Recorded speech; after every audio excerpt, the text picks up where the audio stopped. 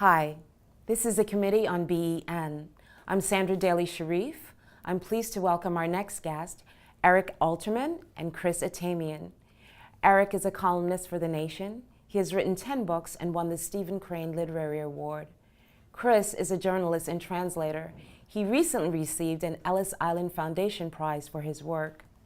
One of the top stories of the last few days was the rejection by Senate Democrats of the president's request for so-called fast-track authorization for future trade deals with Asian nations. Eric, back in the 90s, you wrote in your book, Who Speaks for America? Why Democracy Matters in Foreign Policy, that the rise of the World Trade Organization, the WTO, could lead to threats to American environmental regulations. In fact, you argued that it might threaten U.S. workers and American sovereignty. Do you see this coming to pass? I sure do. I'm not so concerned with American sovereignty per se. I'm concerned with communities' ability to protect their environment, protect workers' rights, and protect their jobs. Manufacturing jobs are the kinds of jobs that allow people to live a middle-class life. And when these jobs go, they don't come back, and they're almost always replaced by jobs that pay much worse, have much fewer benefits, and do not really provide for a middle-class life. And what the WTO organization did, what NAFTA did, and it's hard to get the details on the new trade organization because they've been keeping them secret. But what they do is they give corporations the right to have local laws overturned so that communities don't have the right to protect their environment, to protect their workers, and to ensure that even the labor laws of that country are observed. So I think, trade is a good thing. It increases people's standard of living by lowering prices and by increasing profits. But the kinds of trade agreements that our governments have negotiated for the past 20 years have almost inevitably impoverished more people than they've enriched. And they've enriched people at the top and impoverished people at the middle and pushed them towards the bottom. There's a real imbalance to the power of the power that they reflect. So is this why Senate Democrats are hostile to the fast-track bill? Well, we're experiencing an inequality crisis in this country. The middle class is being hollowed out. 97% of the economic gains since the 2008 recession, Great Recession, have gone to the top 1%. Since the 1970s, approximately 80%, if I'm not mistaken, of the gains have gone to the top 10%. With the bottom 90% sharing the other half. So what's happened is that the jobs and opportunities that made what we used to call the American dream possible have been disappearing. And they've been going overseas. Now, some of that is inevitable. Some of it is also due to technology. Jobs are disappearing and being replaced by robots and more efficient workplaces. But not all of it is inevitable. Other countries do a much better job of protecting their industries, and you can say that they're less efficient, but they're not always less efficient. Many countries in Northern Europe are more efficient than the United States, and their workers are much better protected, and their environment is better protected. We have a laissez-faire ideology in this country that amounts to a trickle-down theory of economics, and it just isn't working.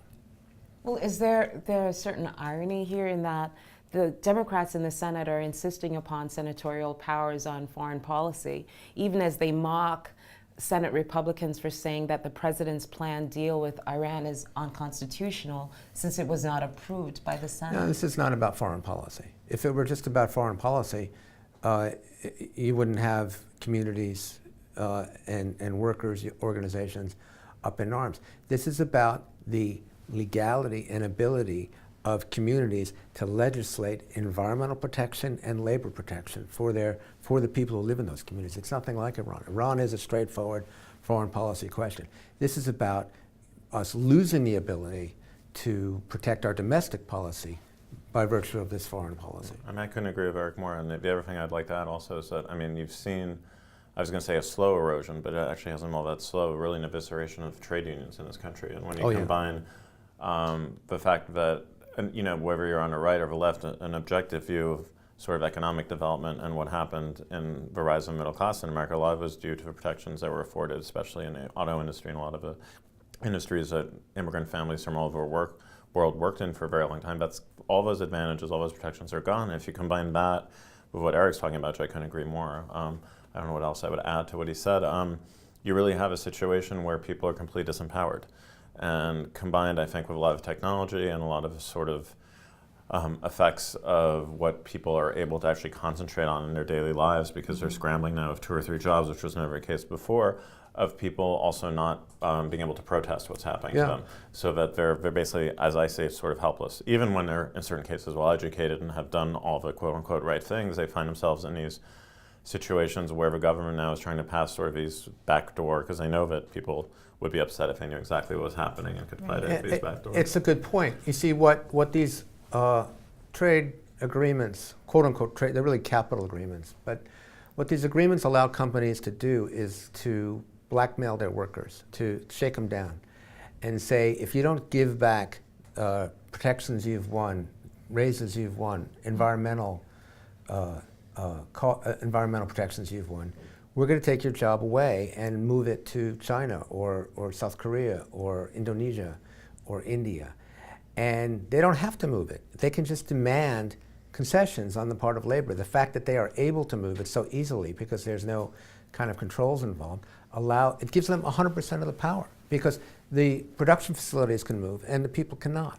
So you don't even see the entire effect, but you see it in the fact that wages are the smallest percentage of our GDP that they've been ever since records have been kept, whereas corporate profits are the highest percentage they've been since records have been kept. Right, so and I think that's something that I don't like to necessarily ascribe blanket policies to either the Republicans or Democrats, but I think a lot of the people I know who are Republicans or on the Republican side of issues like to avoid talking about it. It's not, they'll say, well, we're in debt, where the country's not doing well, but the real issue is that corporations are doing very well. So if you said to me, well, the corporations now really have to farm out their jobs, they're not doing well, I'd say, okay, well, maybe we need to revisit the way the Dutch did some of their programs, social programs.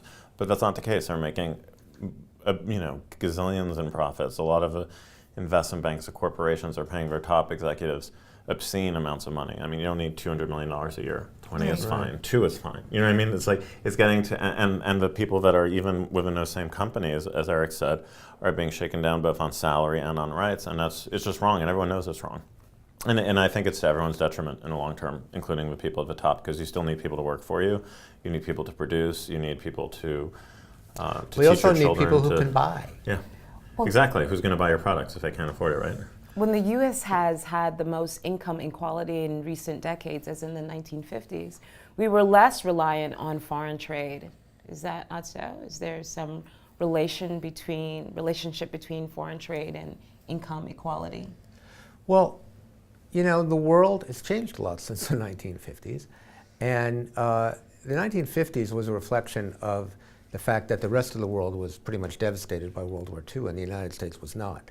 In the 1950s, we had about 30% of the world's manufacturing capabilities because Europe was in such bad shape, as was Asia.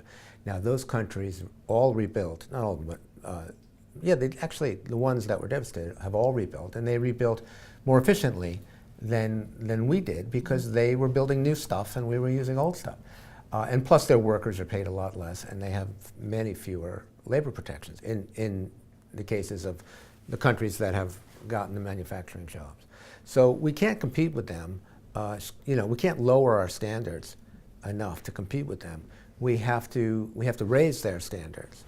And that should be what our trade agreements should do. They should raise the standards of China and India so that the imbalance is not so great that, that the people making iPhones and iWatch and Apple Watches are making $2 a day. That ought to be the focus of our trade agreements. Now, the Obama administration says that's what they're trying to do, but we've seen very little evidence of it. Right. Well, is there an argument that the U.S. should be less involved in the growth of international trade? Well, I don't think it's a question necessarily being less or more involved. My mom, for example, is Swiss, and Switzerland's sort of Swiss-Italian, which is sort of an exception. But I was recently in Italy, northern Italy, which would be the 5th largest economy in the world. People don't realize that. It's really the south that drags it down. It's a very efficient country in the north. Switzerland and Germany, and these are 3 countries who, for example, in agriculture, have regional products that are organic, that don't have fertilizers, artificial fertilizers, that are grown in a very, what we would call local, I forget, they have all these acronyms now for stuff that's grown within 20 miles of your house. And they basically tax competing. If you want to buy cheese from France, even if it's 40 miles away and you're living in Tuscany, you'll pay more for it. That's the point of, for example, of tax and levies, and we seem to think of that somehow anti-capitalist, so there are things that you can do. And when I was a kid, I remember, Eric probably does also, every single piece of China, anything that you ate on was made by Corning. We're in Corning, New York, right? Corning glass, yeah. Yeah, Corning glass.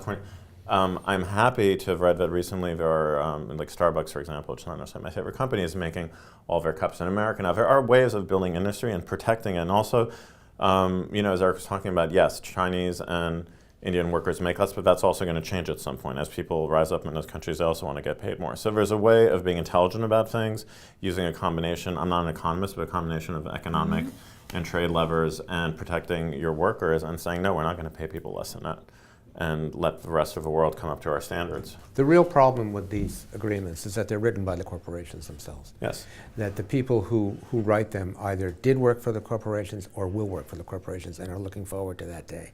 And people themselves are not really represented at all.